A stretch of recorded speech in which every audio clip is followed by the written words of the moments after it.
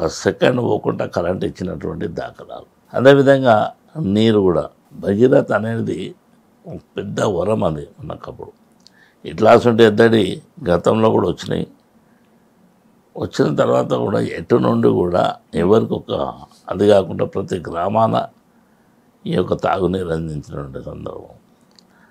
అదే కాకుండా కూడా మీరు బాగా గమనించాలి, రైతుల వ్యవసాయ టైంలో పట్ట రైతుకు పెట్టుబడి అనేది దొరకదు. అది గమనించేది వ్యవసాయదారుడే. కేసీఆర్ కూడా వ్యవసాయ బిడ్డనే కనుక ఆయన గమనించిండు వ్యవసాయం చేసేటప్పుడు ఆర్థికంగా ఏమి వాళ్ళకు అవసరం ఉంటుంది ఏంటిదనేది.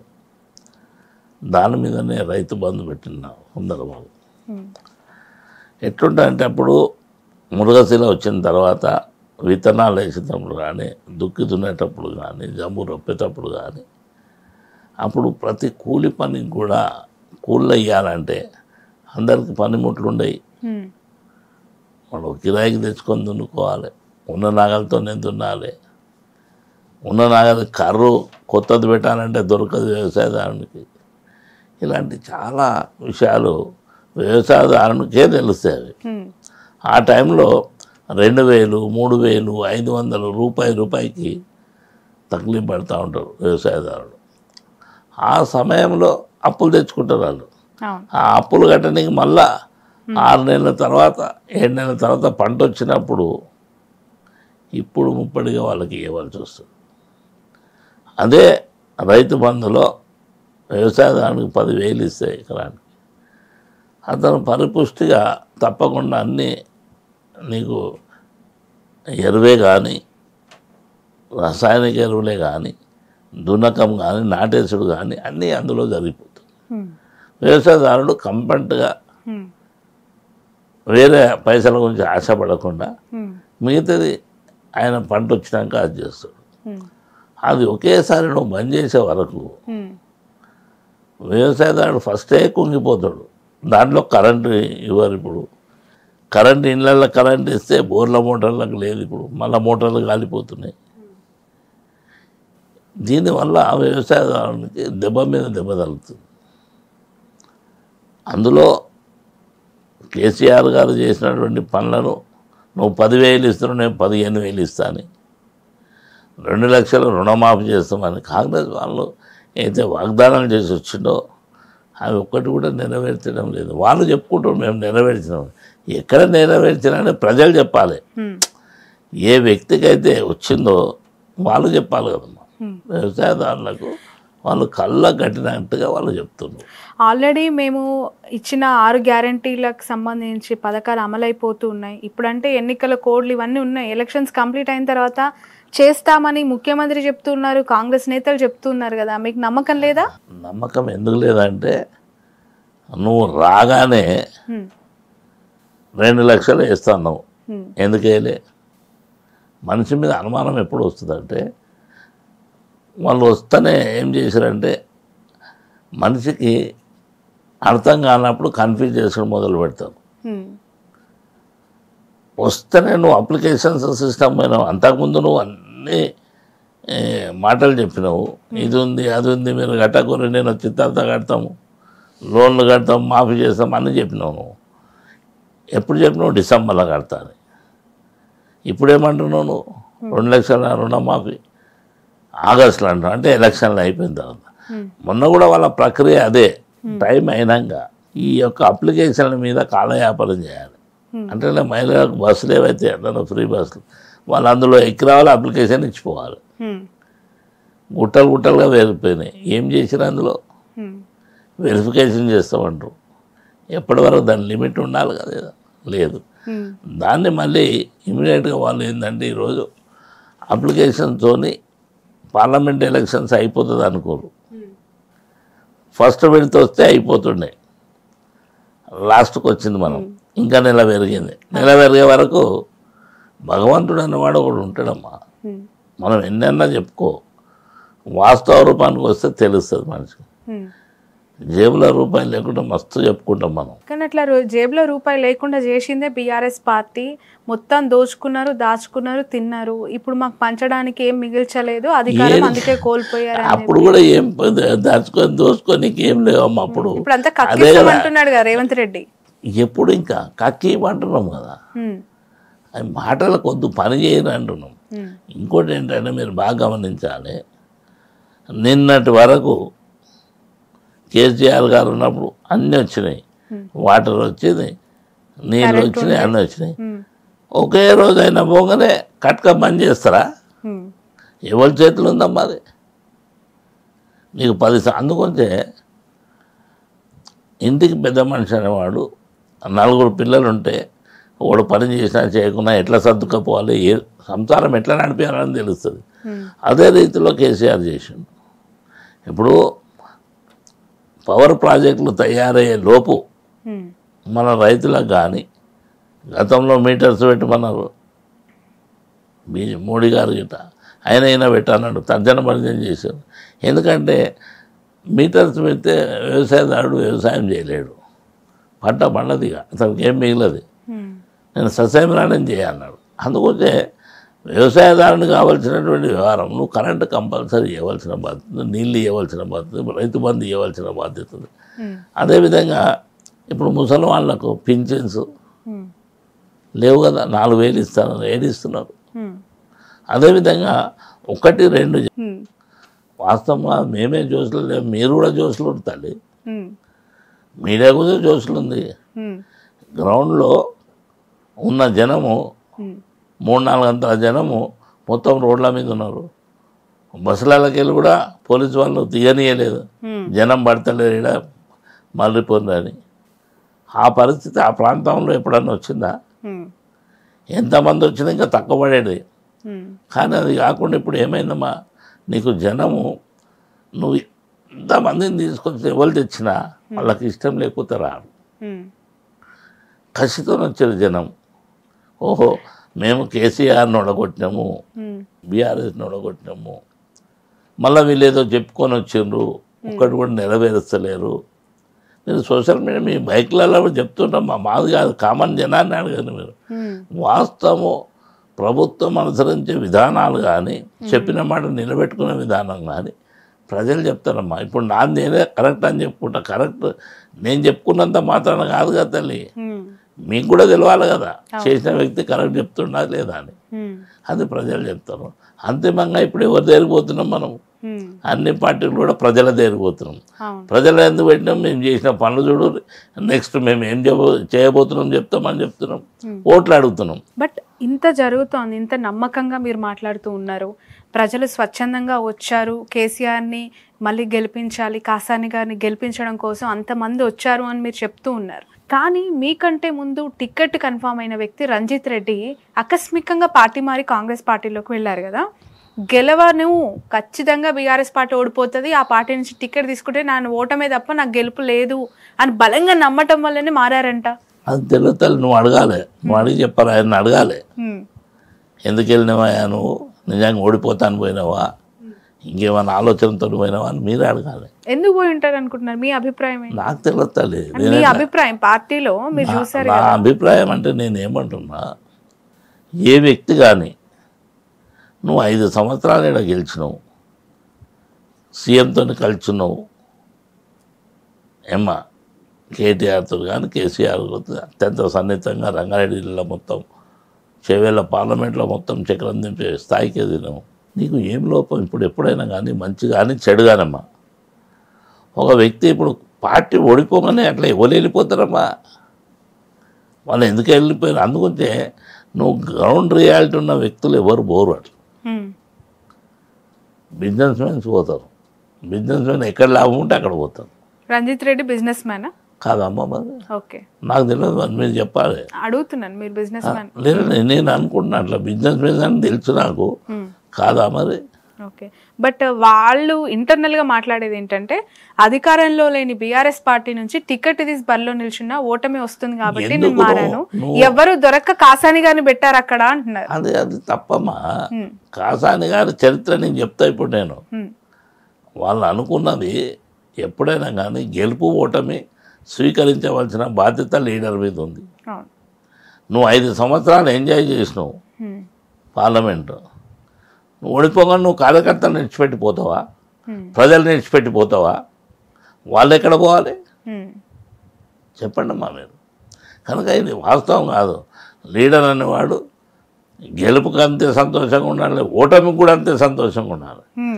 ఓడిపోతే కూడా నేను ఎక్కడ ఓడిపోయినా ఎందుకు ఓడిపోయినా చూడాలి. నువ్వు గెలిస్తేవి క్యాండిడేట్ డిక్లేర్ అయిన తర్వాత మళ్ళీ పోయినావు, నువ్వు నిలబడితే కదా నువ్వు ఓడతావా గెలుతావా తెలిసేది. ఇప్పుడు బీఆర్ఎస్ గతంలో చేసిన పనులు కుక్కలు ఉన్నాయి. మీరు ఏంటంటే గ్రామీణ ప్రాంతంలో ఏం కావాలి, హైటెక్ సిటీలో ఏం కావాలి. హైటెక్ సిటీ చూడండి మీరు ఈవినింగ్ ఇప్పుడు 6 అయింది తల్లి, నువ్వు 7 గంటలకు ఇప్పుడు పోతూ ఆ వైర్ల బ్రిడ్జి మీదకి వెళ్ళి పోండి, మీరు ఎక్కడున్నారో కనబడుతుంది మీకు. హైదరాబాద్ ఉన్నారని ఆ ఊహకందది ఎవరికి. చాలా మంది ఫీలింగ్ వస్తుంది.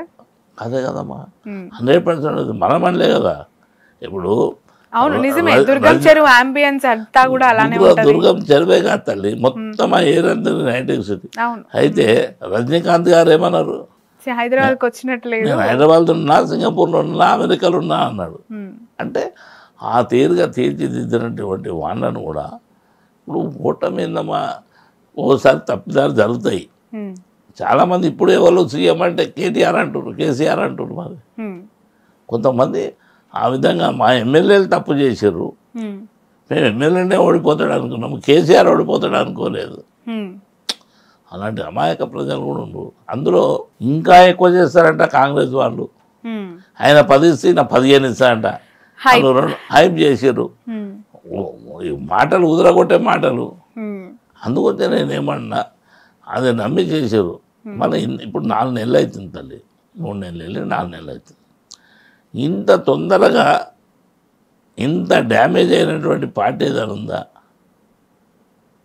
కాంగ్రెస్ మీరు ఏదైతే అంటారు కదా, రూలింగ్లో ఉన్న పార్టీ అది చేస్తామని, చేసినాకనే మాట్లాడాలి. నువ్వు రాగానే డిసెంబర్ మీరు ఎవరు కట్టకూరి, నేను రాగానే వేస్తున్నా పైసలు అన్నావు, వేసినావా? అప్పుడు వేయలేదు. సెక్రటరీ పోయి లంక బిందెలు ఉన్నాయి అనుకొని వచ్చినా అన్నావు. పాలించేవాడు లంక బిందెల గురించి పోడు. అదేవిధంగా మీరు బాగా గమనించాలి, ఆ రోజు చేసినటువంటి పాలన గ్రామీణ ప్రాంతం కానీ, వ్యవసాయదారులకు కానీ, అదే కార్మికులకు కానీ, కర్షకులకు కానీ, బిజినెస్ మెన్స్ కానీ ఎట్లుండాలని చేసారు. ఒక ఇష్యూతో ముడిపడి ఉంటే ఎప్పుడు ఒక కన్స్ట్రక్షన్ ఫీల్డ్ ఉన్నప్పుడు దాని వచ్చే రాబడి. ఇప్పుడు మీరు రోజు పెట్రోల్ ధర పెరుగుతూ ఉంది, పైసలు 2 పైసలు 3 పైసలు పెరుగుతున్నాయమ్మా. వాస్తవం చెప్పుకుందాం. 2 వీలర్స్ వేసుకొని తల్లిదండ్రుల దగ్గరికి వెళ్ళి పిల్లోడు 1 లీటర్ పెట్రోల్ పోసుకొని తిరుగుదామన్న వరకు అవతల పోయిన ఫోటోలు ఒకటి ఆపారు. ఇవన్నీ ఒకటి కాదు కదా. పెట్రోల్ ధర పెరుగుతున్నప్పుడు, పెట్రోల్ ధర డీజిల్ ధర పెరిగినప్పుడు ప్రతి వస్తువు మీద ధరలు పెరుగుతాయి. కూరగాయలు పెరిగాయి, పప్పులు పెరిగాయి, ఉప్పులు పెరిగాయి, బియ్యం పెరిగాయి, ఇవన్నీ. అందుకొచ్చే ఓటమి పడుతున్నా కనుక పోతున్నా. అది ఎవరంటారమ్మా? అది ఓన్లీ బిజినెస్ మ్యాన్. కార్యకర్త ఏం చేస్తాడు, లీడర్ అనేవాడు ఏం చేస్తాడు, వేస్తూ తిరిగిన అన్ని ప్రాంతాలు. ఇప్పటికి కూడా డమ్మి క్యాండిడేట్ అంటే నీకు రేపు ఎలక్షన్ తెలుస్తుంది. డమ్మి క్యాండిడేట్ అంటే నేనేమంటున్నా, రేవంత్ రెడ్డి గారిని నిలబడను నాతోనే అంటున్నా. సీఎంను నేను డైరెక్ట్ ఆఫర్ చేస్తున్నా, చెవెల నిలబడను, తేలిపోతుంది నీతో ఎవరు డమ్మి క్యాండిడేట్ అనేది. రంజిత్ రెడ్డి డమ్మి క్యాండిడేటా, విశ్వేశ్వరరెడ్డి డమ్మి క్యాండిడేటా, నువ్వు ఎవరికి సపోర్ట్ చేస్తున్నావు? ఇప్పుడు మోడీ దగ్గర తీసుకున్నాడు చూపారంటే, మోడీని పలకరించింది నువ్వే, తారీఫ్ చేసింది నువ్వే, బడబాయ్ అన్నది నువ్వే. ఆయనకు సపోర్ట్ చేయడానికి రంజిత్ రెడ్డి డమ్మి క్యాండిడేట్ పెట్టినావా? నిజంగా చెప్పండి, బీజేపీతో లోపాయికారే ఒప్పందం బీఆర్ఎస్ పెట్టుకోలేదంటారు. అవసరం ఏముంది తల్లి? అవసరం ఏముంది పార్టీ అధికారం కోల్పోయింది, అవసరాలు ఉంటాయి. లేదు రాష్ట్రంలో ఎట్లా కాంగ్రెస్ తో జతగట్టలేరు, మిగిలింది కేంద్రంలో ఉంది బీజేపీ.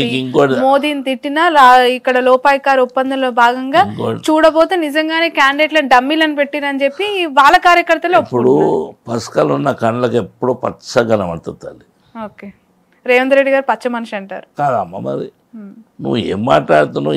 ఇప్పుడు ఎప్పుడు జనము గెలిచినోడే ఉన్నాడు ఆ ప్రపంచంలో, ఓడినోళ్ళు కూడా ఉన్నారు. బీజేపీకి 2 ఎంపీలు ఉండే, మన దగ్గరికి ఒకే ఒక ఎంపీ, ఇంకో దగ్గరికి ఒక ఎంపీ. మరి ఇలా రూలింగ్ ఎట్లా చేస్తారమ్మా? వాళ్ళు అట్లా అనుకుంటే బీజేపీ ఉండదు కదా. మరి చెప్తాలి 400 సీట్లు వచ్చినటువంటి రాజీవ్ గాంధీ ఇప్పుడు ఏమైందమ్మా? ఎందుకు తక్కువ ఉన్నాయి? ఎక్కడ ఎస్టాబ్లిష్మెంట్ లేకుండా ఉన్నారు. నేనేమంటున్నా, ఇవి కాలం చెప్తుంది. ఎప్పుడు లీడర్ అనేవాడు, పనిచేసేవాడు, ప్రజలతో మమేకమై ఉండేవాడికి ఇవి ఓటమి గెలుపు దైవాధీనమమ్మా. అది మనం పని చేసుకుంటా పోవాలి. బట్ బీసీల ఐక్యత అనేది ఎంతవరకు సక్సెస్? రేపు తెలుస్తుంది నీకు బీసీల ఐక్యత. నేను చెప్తాను ఇప్పుడు, మీరు బాగా గమనించాలి. రేపు చేవెళ్ళ గడ్డ మీద బీసీల జెండా ఎగరబోతుంది, మీరు రాసుకోవాలి. పక్కా 101%. ఎంత మెజారిటీతో గెలుస్తారు? మళ్ళీ అదే అంటారమ్మా, మళ్ళీ అదే చెప్తున్నావు. నేను ఎవరితో మెజారిటీ అనాలి తల్లి? వాళ్ళు నాకు అంచనా ఉంటది కదా లేదు తల్లి. అందుకుంటే ఒక మాట అంటేనేమో నువ్వు మళ్ళీ అంత సభ పెరిగిందని అంటున్నావు. నేను అట్లా అంటలేను, ఆ వ్యక్తులు అని చెప్తాను. నేను క్లియర్గా చెప్తున్నాను తల్లి. రేపు చూడండి అమ్మా, మీరు వాళ్ళు ఎన్ని 100 కోట్లు పెట్టని, ఎన్ని 100 కోట్లు ఖర్చు పెట్టని, నాతోనైతే తూగలేరు అనేది నేను చెప్తున్నా. బట్ వాళ్ళకంటే ఎక్కువ కాసాని పెట్టే ఆర్థిక స్తోమత లేదంటారా? ప్రేమ ఎక్కువ ఉంది నా దగ్గర అంతే. ప్రతి గ్రామీణ ఎవరినన్నా అడుగు, ముసలి ముసుగులు ముగ్గురిని లేవేటి, లేకపోతే వాళ్ళు ఎవరిని గుర్తుపెడతారో చూడండి. లేకపోతే ముగ్గురం ఒకటే స్టేజ్ మీద ఉంటాము, కనీసం ఎవరు చెప్తారో చేద్దాం. చెవేలగడ్డ మీద నిలబడదామా, వికారాబాద్ పోదామా, మహమ్నగర్ పోదామా, ఎక్కడ పోతారో చెప్పండి, ఆయనకి నేను వస్తా. ఎంటైర్ రాష్ట్రంలో ఎక్కడైనా సరే నేను నిలబడతాను, వాళ్ళని చూడమనండి. రైట్, సరే. ఇక కొన్ని పక్కన పెడదాం. ఈ చేవెళ్ళకి సంబంధించి మీరు ఒక సుదీర్ఘ రాజకీయ ప్రయాణంలో ఉన్న ఒక రాజకీయ లీడర్, బీసీ నాయకుడిగా ఎస్టాబ్లిష్ అయ్యారు. చాలా ఘనమైన చరిత్ర మీ సొంతం. టీడీపీ నుంచి బయటకు వచ్చిన తర్వాత మీది చెప్పుకోదగ్గ స్థాయిలో రాజకీయ జీవితం కొనసాగట్లేదు అనటానికి ఏం సమాధానం ఇస్తారు? అమ్మా అది తప్పు. మళ్ళా నేను అదే చెప్తున్నా, మళ్ళీ లీడర్ అనేవాడు గెలవగానే అంటే ఒడిదుడుకులు ఎదుర్కొంటున్నారా? తప్పకుండా తల్లి. ఎందుకు ఇప్పుడు తెలుగుదేశం ఉన్నది, తెలుగుదేశంలో చంద్రబాబు నాయుడు గారి దగ్గర నేను 5 సంవత్సరాలు పనిచేసిన. ఆయన పనితనం ఏందనే ఉంది. ఓ పెద్ద మనిషి నన్ను పిలిచిండు, జ్ఞానేశ్వర్ నువ్వు తెలుగుదేశం తెలంగాణ పార్టీకి అధ్యక్షుని ఉండమన్నాడు. నేను పనిచేసినప్పుడు తెలుగుదేశం అనేది ఏంది బేస్మెంట్ లోపల ఉన్నప్పుడు పరిస్థితి. మరి నేను ఎప్పుడైతే అందులోకి వచ్చినాక ఏ పరిస్థితి ఉన్నది? మరి అంత స్థాయికి తీసుకొచ్చిన వ్యక్తి సడన్ గా ఎందుకు బయటికి రావాలి? సడన్గా మేమేందంటే ఎప్పుడైతే వాళ్ళు క్యాండిడేట్లను నిలబెట్టకపోతే, ఎలక్షన్ అంటే ఏంటి అమ్మా, అభ్యర్థులను నిలబెట్టాలి, క్యాండిడేట్లను నిలబెట్టొద్దు అన్నారు కనుక మేము అందులో ఉండేది కరెక్ట్ కాదనుకున్నాం. బట్ ఎప్పుడు చంద్రబాబు నాయుడు గారు జాతీయ అధ్యక్షుడు, టీడీపీ జాతీయ పార్టీ అంటుంటారు కదా, బట్ తెలంగాణలో అలాంటి జాతీయ పార్టీ ఎందుకు లేదు, పూర్తి ఎందుకు తుడిచిపెట్టుకుపోయింది అనుకుంటున్నారు మీరు? ఎందుకు ఆయన ఫోకస్ చేయలేకపోయారు ఇక్కడ? ఎవరిని అంటే చంద్రబాబు నాయుడు గారు టీడీపీకి సంబంధించి ఫోకస్ ఏముందమ్మా? నేను బ్రహ్మాండంగా తీసుకొచ్చిన, మీరు వచ్చారు. ఆ వ్యక్తి అమ్మా ఇక్కడ అభద్రతా భావం వాళ్ళకు. ఇప్పుడు మేము 30 మంది ఎమ్మెల్యేలను తయారు చేసినాము, 65 మంది లేవడానికి తయారయ్యారు. లేవడాక మరి ఆయనకి ఏమైందో తెలియదు. ఒక్క వ్యక్తి కూడా నిలబడద్దు, సైకిల్ గుర్తు బ్యాలెట్ పేపర్లో కనబడద్దు అనుకుంటే ఏమన్నట్టు. ఎందుకోసం? ఎవరికి మేలు చేయడానికి? నాకు అది తెలియదు తల్లి, తెలియదు అని చెప్పాలి కదా. అది పొలిటికల్గా లీడర్ అనే వ్యక్తికి 5 సంవత్సరాలకు ఒకసారి ఎలక్షన్స్ వస్తాయి కనుక ఎలక్షన్లో నిలబడకపోతే ఆ పార్టీ ఉండినా సరే ఊడినా సరే అది లెక్కకు రాదు. పొలిటికల్ నాకు తెలియదు, ఇప్పుడు వాళ్ళని అడగాలి. ఆడ పోయి చూడండి, నేనున్నన్ని రోజులు కలకల వైభవం ఉండి ఇప్పుడు ఆడ దీపం పెడితోడు లేడు.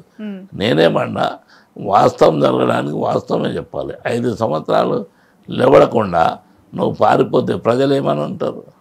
ఇప్పుడు కూడా గెలుపు ఓటమి ఏమన్నా కానీ ఇప్పుడు బీఆర్ఎస్ ప్రభుత్వం ఓడిపోయింది. ఇక్కడ ఎంత పర్సెంటేజ్తో ఓడిపోయిందమ్మా? 1.84, కొద్ది తేడాతోని. దానికి వాళ్ళు జబ్బలు తెరుచుకుంటే ఎట్లమ్మా? మళ్ళీ వస్తుంది. మరి చంద్రబాబు నాయుడు గారు బీసీలకి పెద్దపీట వేస్తానని ఇప్పుడు అక్కడ కూడా ఏపీలో బీసీల ప్రయారిటీ ఇది, బీసీల పార్టీ అని ప్రొజెక్ట్ చేస్తున్నారు ఈ ఎన్నికల్లో. బట్ మీరు కూడా ఒక బీసీ సీనియర్ లీడర్ కదా. ఏమంటున్నామా అంటే ఏనుగుకు చూపుడు దంతాలు కొన్ని ఉంటాయి, నమ్మలే దంతాలు కొన్ని ఉంటాయి. ఆ విధంగా లీడర్ల పరిస్థితి ఉంది. ప్రతి వ్యక్తి బీసీల గురించి మాట్లాడుతున్నప్పుడు మీకు తెలుసో తెలియదో, నేను 93 కులాలను ఏకం చేసినప్పుడు, ఎస్సీ ఎస్టీ బీసీ మైనార్టీ 96 కులాలతో పార్టీ పెట్టినప్పుడు నా సబ్జెక్ట్ ఏంటమ్మా? జనాభా దామాష ప్రకారంగా అన్ని పార్టీలు రిజర్వేషన్స్ ఇవ్వాలి. కులాల ప్రకారంగా 93 కులాలు ఉన్నాయి. 93 కులాలకు 93 సీట్లు ఇవ్వాలని అడిగిన మొట్టమొదటి వ్యక్తిని. 93 కులాలకు బ్యానర్స్ కట్టిన వ్యక్తిని నేను. ఒకే దగ్గర అన్ని జిల్లాల్లో ఉన్నటువంటి బీసీలను ఒక స్టేజ్ మీద తీసుకొచ్చినటువంటి వ్యక్తిని. ఒక జిల్లాకు ఓ బస్ వేసి అక్కడ ఉన్నటువంటి కుల సంఘాలను పిలిపించిన. హయ్యెస్ట్ కుల సంఘాలు ఉన్నటువంటి జిల్లా ఏదంటే ఒంగోలు జిల్లా. ఈ విధంగా మా ప్రయత్నాలు అట్లున్నాయి. అప్పుడు కూడా రూలింగ్కి వచ్చి కాంగ్రెస్లో ఒకడు ఉన్నాడు, మక్తలో గెలిచిండు, శ్రీహరి అని, ముదిరాజ్ బిడ్డ. అతనంట 14 సీట్లు గెలిపిస్తే ఒక సీట్ మరి మీరు 3-4 ఉన్నారు, 4 మంత్రులు అయ్యారు ఇప్పుడు రెడ్డిలు. మీరు ఎందుకు గెలిపారు? గెలిపించి చూడు తెలుస్తుంది. నేనేమన్నా మినిస్టర్స్ ఇవ్వడానికి ఆ రేవంత్ రెడ్డి కంటే సీనియర్ అక్కడ గెలిచినోడు బీదోడు. వాళ్ళకేమో అది పెడతారు ముదిరాజులు ఊకూరు కదమ్మా, తెలుస్తుంది ఆయనకు కూడా రేపు. ఇప్పుడు నీ ఇంటికి వెళ్ళి ఎంత దూరమో నా ఇంటికి వెళ్ళి అంతే దూరం ఉంటుంది. వాస్తవాన్ని పాలించేవాడు ఉన్నవాళ్ళు లేక ఒక అతను గెలిచిండు ముదిరాజు మనం ఇవ్వాలి, ఓ మినిస్టర్ ఇవ్వాలని శ్రీహరికి ఇవ్వాలి కదా. ఏపీలో ఎన్నికలు జరుగుతున్నాయి, చాలా మంది చేవెళ్ళలో. ఏపీల కంటే ముందమ్మా ఇక్కడ నేను చెప్పాలి. నేను ఇప్పుడు బీజేపీ కానీ కాంగ్రెస్ కానీ మిగతా పార్టీలు కానీ బీసీలు ఐక్యంగా ఉండరు, బీసీలకు ఓట్లు వేసుకోరు. మీరే చెప్తున్నారు. నేను చెప్పట్లే, అక్కడ గ్రౌండ్ రియాలిటీ మీకు అదే మీరు అడుగుతున్నారు. ఎస్సీలు కానీ ఎస్టీలు కానీ రిజర్వేషన్స్ ఉన్నాయి కనుక, రిజర్వేషన్ ఎందుకు పెట్టినమ్మా? బీదవాళ్ళు కొట్లాడలేరు, లక్షల కోట్లు ఖర్చు పెట్టలేరు కనుక ఆనాడు బాబాసాహెబ్ అంబేద్కర్ గారు రిజర్వేషన్ పెట్టారు. రిజర్వేషన్ పెట్టిన కనుక అన్ని పార్టీలు అక్కడ ఎస్సీనే నిలబెట్టాలి. అవి కూడా లేకపోతే వీళ్ళు నిలబడదు ఆడ కూడా. అందుకొచ్చే నా హితవు ఏంటంటే చెప్పేవాళ్ళకు బీజేపీ కానీ కాంగ్రెస్ కానీ ఆ అగ్రకులాల్లో ఉన్నటువంటి పెద్దలకు కూడా నేను చెప్పేది ఏంటంటే మీరు అహంకారపూరితమైన మాటలు బంద్ చేయండి. బీసీలకు ఏదైనా చేయాలన్న తపన వస్తే మీరు అన్ని పార్టీలల్లో దామాష ప్రకారంగా టికెట్లు ఇవ్వండి. బీసీలు ఎట్లా గెలవరో ఎట్లా ముఖ్యమంత్రి గారు చూడు. సరే ఇప్పుడు చేవేళ్ళకు వచ్చినాం. చేవేళ్ళ 2 మీరు నిలబడ్డారు. మీరు కోట్లు 200 కోట్లు 300 కోట్లు 1000 కోట్లు పెడతామని మీరు డిస్కస్ చేస్తున్నారు. జనం చెప్తున్నారు. మేమేమన్నాము, మీరు నాతో ఫస్ట్ గెలవండి. ఒక బీసీ బిడ్డతోని ఏ వ్యక్తి అయితే 93 కులాలను ఏకం చేసి 96 కులాలను ఏకం చేసి సమర్థవంతంగా ఇప్పటివరకు ఆ బీసీల అవగాహనతో ఎస్సీ ఎస్టీ బీసీల మూమెంట్ తీసుకొచ్చిన వ్యక్తి, నిరంతరం 40 సంవత్సరాలు వాళ్ళతో పోరాడినటువంటి వ్యక్తిని, అలాంటి బీసీ బిడ్డని ఈరోజు ఓడగొట్టుకుంటారా గెలుస్తారని ప్రజలను అడగాలి. నాకు పూర్తి విశ్వాసం ఉంది. అందుకొచ్చే నేను వీళ్ళు దరిదాపులకు కూడా రారు. అసలు గెలిచే వ్యక్తుల లోపల చేవేళ్ళ లోపల ఫస్ట్ కాసాని జ్ఞానేశ్వర్ గెలుస్తాడు అనేది నేను అందుకని చెప్తున్నా. రైట్. మొన్న కేటీఆర్ గారు మాట్లాడుతూ రేవంత్ రెడ్డి సీఎం ఈ ఎంపీ ఎలక్షన్స్ అయిపోయినాక బీజేపీలోకి పోతారు అని చెప్పి ఆయన మాట్లాడారు. ఆయన ఏమంటుండంటే రేవంత్ రెడ్డి మాట్లాడిన దాని గురించి వీరు కూడా చెప్పింది. నేను ఏమంటున్నామా అంటే ఎవరు దేనికి పోతారు అనేది కాలం చెప్తుంది. రేవంత్ రెడ్డి అనే వ్యక్తి 3 నెలల లోపల ఇంత ఆగమాగం అవుతుంటే ఎవరికైనా అనుమానం వస్తుంది కదమ్మా. ఇప్పుడు నేనేమంటున్నా, రేవంత్ రెడ్డి ఇక్కడ మోడీ గారిని నా పెద్దన్న అన్నావు, సంతోషం. రాహుల్ గాంధీ ఏమంటుండమ్మా మోడీని చౌకీదార్ చోర అంటుండు. ఒకటే పార్టీ, ఎవరిది కరెక్ట్ అని చెప్పాలి. దాని గురించి కేటీఆర్ అన్నాడు. నేనేమంటున్నానంటే ఇక్కడ లోకల్ క్వశ్చన్లు, ఇప్పుడు ఒక ముదిరాజు బిడ్డనేమో 14 సీట్లు ఎంపీ సీట్లు గెలిపిస్తే ముదిరాజులకు మంత్రి ఇస్తాయంట. ఎవడన్నా తెలుగునోడు అంటాడా? ఏ ముఖ్యమంత్రి అని అంటాడా? ముఖ్యమంత్రి అనే మాటలే నావి.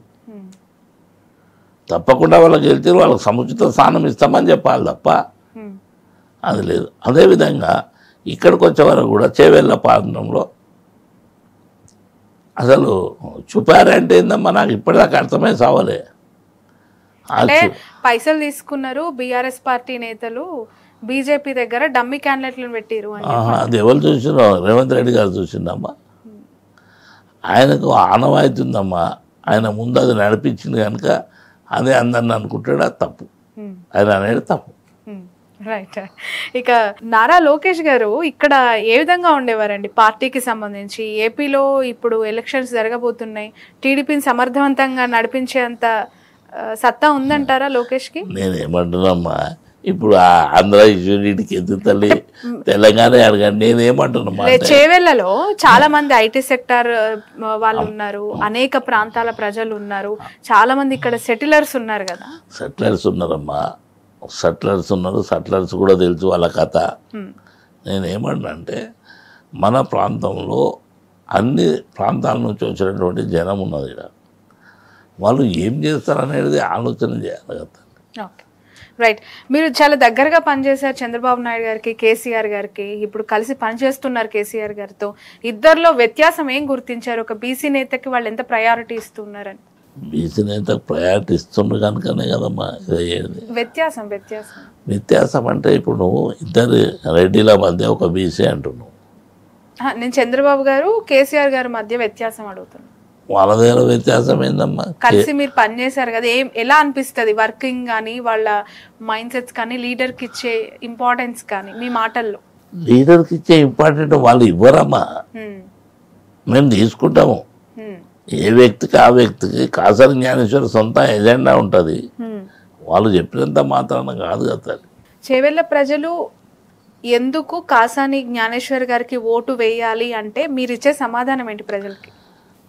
నేను చేవెళ్ళ పార్లమెంటు పరిధిలో ఉన్నటువంటి 7 సెగ్మెంట్ల లోపల నాకున్నటువంటి అనుబంధం కానీ, నేను చేసినటువంటి సేవలు కానీ యావత్తు రంగారెడ్డి జిల్లా లోపల 1, 2 కాకుండా కోకలు ఉన్నాయి కనుక ఆ ప్రాంతంలో నేను పనిచేసిన కనుక మళ్ళీ నాకు ఒకసారి ఛాన్స్ ఇవ్వాలి, మళ్ళీ మీరు మమ్మల్ని ఆశీర్వదించాలి, తప్పకుండా మళ్ళీ మీకు సేవ చేసుకునే భాగ్యం కలగాలని చెప్తున్నాం మేము. ఎందుకంటే 2001 నుంచి 6 వరకు జిల్లా పరిషత్, దాని తర్వాత నీకు ఎంత గ్యాప్ అవుతుంది? ఆయన జ్ఞానేశ్వరం ఎందుకు గప్తి పెట్టుకుంటున్నారు అనేదే కావాలి. అందుగురించి మంచి పని చేసే వ్యక్తులను ఎవ్వరు మరవరమ్మా. Right. Thank you so much అండి Kasani garu. Wish all the best. Nomination అయిపోతూ ఉన్నారు, ప్రజలందరి ఆశీర్వాదం తప్పకుండా మీ అందరిది కూడా ఆశీర్వాదం ఉండాలమ్మా. మేము చాలా చిన్న మా ఆశీర్వాదం, మీడియా ఆశీర్వాదం తల్లి అంటే సో ప్రజల ఆశీర్వాదం, మీడియా ఆశీర్వాదం తప్పకుండా. అందుగురించి అది కూడా మంచి గురించి, చెడు గురించి కాదు. ఇది ఒక మంచిపై చేస్తున్న యుద్ధం అంటారు మీరు. అవును, 100%. Thank you so much for your valuable time అండి. ఇది కాసాని జ్ఞానేశ్వర్ గారు, చేవెళ్ళ బీఆర్ఎస్ పార్లమెంట్ అభ్యర్థి. చాలా సుదీర్ఘమైన రాజకీయ అనుభవం ఆయన సొంతం. బీసీలకి సంబంధించి ఒక లీడర్గా ఎన్నో పోరాటాలు చేసిన వ్యక్తి. ఈసారి ఎంపీగా తన అదృష్టాన్ని పరీక్షించుకోబోతున్నారు. చూద్దాం చేవెళ్ళ ప్రజల తీర్పు ఎటువైపు ఉండబోతోందో.